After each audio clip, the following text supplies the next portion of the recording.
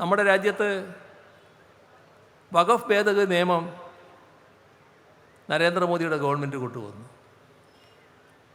നമ്മുടെ രാജ്യത്ത് വ്യത്യസ്ത മതങ്ങളുണ്ട്. ആ മതങ്ങൾക്ക് ഒട്ടേറെ സ്ഥാപനങ്ങളുണ്ട്. ഓരോ മതത്തിൻ്റെയും സ്ഥാപനങ്ങൾ നിയന്ത്രിക്കുന്ന സംവിധാനം ആ മതത്തിൽപ്പെട്ടവരടങ്ങുന്നതാണ്. പക്ഷേ ഇവിടെ കേന്ദ്ര ഗവൺമെൻറ് ഇടപെടുകയാണ് ആ നിയമത്തിലൂടെ. മുസ്ലിങ്ങളുടെ കാര്യത്തിൽ വഖഫ് നിയമം, ഇപ്പോൾ വഖഫ് ബോർഡുണ്ട്.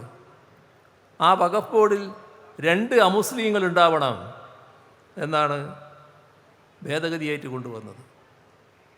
ഇടതുപക്ഷം ശക്തമായി എതിർത്തു, എല്ലാവരും എതിർത്തു, എല്ലാവരും അതിനെ എതിർക്കാൻ തയ്യാറായി. രാജ്യത്താകെ എതിർപ്പുയർന്നു വന്നു. പക്ഷേ ബില്ലവർ പാസ്സാക്കി, നിയമമായി. കേരള നിയമസഭ അന്ന് LDF ആണ് ഗവൺമെൻറ്, ഏകണ്ഠമായി ഒരു പ്രമേയം അംഗീകരിച്ചു, അതിനെ എതിർത്തുകൊണ്ട്. മാത്രമല്ല ആ ബില്ലിനെ ചോദ്യം ചെയ്തുകൊണ്ട് സുപ്രീം കോടതിയിൽ പോയി. അപ്പോഴാണ് ഇവിടെയുള്ള വഖഫ് ബോർഡിൻ്റെ കാലാവധി തീരുന്നത്. ആ വഖഫ് ബോർഡ് പുനഃസംഘടിപ്പിക്കേണ്ടതുണ്ട്. പുനഃസംഘടിപ്പിക്കാനുള്ള നടപടി സ്വീകരിച്ചു. നിയമം അനുസരിച്ച് 2 അമുസ്ലിങ്ങൾ കൂടി വേണം. അത് അംഗീകരിക്കാത്ത LDF ആ 2 അമുസ്ലിങ്ങളെ ഒഴിവാക്കി നിർത്തിക്കൊണ്ടുള്ള ബോർഡ് രൂപീകരിച്ചു. ഒരു കുഴപ്പമില്ല, ബോർഡിന് കുറവുണ്ട്, ബോർഡിന് തീരുമാനമെടുക്കാം. ആ ബോർഡ് പ്രവർത്തിച്ചു വരികയാണ്. ആ ബോർഡിനെതിരെ കോടതിയിൽ ഹർജി പോയി, ഹൈക്കോടതിയിൽ. അപ്പോഴേക്ക് LDF ഗവൺമെൻറ് മാറി, UDF ഗവൺമെൻറ് വന്നു.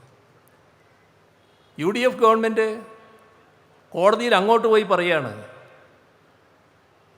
ഈ 2 അമുസ്ലിങ്ങളെ ഒഴിവാക്കി ബോർഡ് രൂപീകരിച്ചത് ശരിയല്ല, 2 അമുസ്ലിങ്ങൾ കൂടി ഉൾപ്പെടുന്ന ബോർഡാണ് വേണ്ടത്. ഈ ബോർഡ് പിരിച്ചുവിട്ട് ഞങ്ങൾ ഈ 2 അമുസ്ലിങ്ങളെ കൂടി ഉൾപ്പെടുത്തിക്കൊണ്ടുള്ള ബോർഡ് രൂപീകരിക്കാം.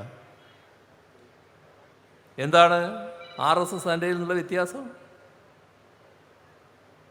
ഇത് ഇന്ത്യൻ മുസ്ലിം ലീഗിൻ്റെ ഒരു മന്ത്രിയാണ് ആ വഖഫ് കൈകാര്യം ചെയ്യുന്ന മന്ത്രി.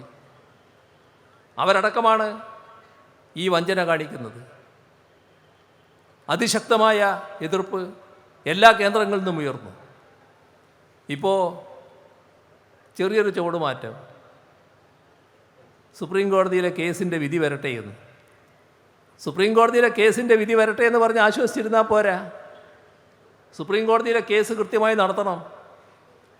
അവിടെ LDF ഗവൺമെൻറ് കൊടുത്ത കേസാണ്, അത് കൃത്യമായി വാദിക്കണം.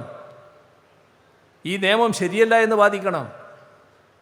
നേരത്തെ സ്വീകരിച്ച നിലപാടിനനുസൃതമായി സുപ്രീം കോടതിയിൽ നിന്ന് ആ 2 അമുസ്ലിങ്ങൾ കൂടി ഉൾപ്പെട്ട ബോർഡാണ് നിങ്ങൾ രൂപീകരിക്കേണ്ടത് എന്ന വിധി സമ്പാദിക്കാനല്ല നോക്കേണ്ടത്.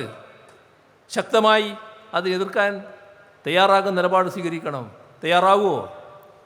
അങ്ങനെ പ്രതീക്ഷിക്കാൻ കഴിയുമോ? അങ്ങനെ പ്രതീക്ഷിക്കാൻ കഴിയില്ല.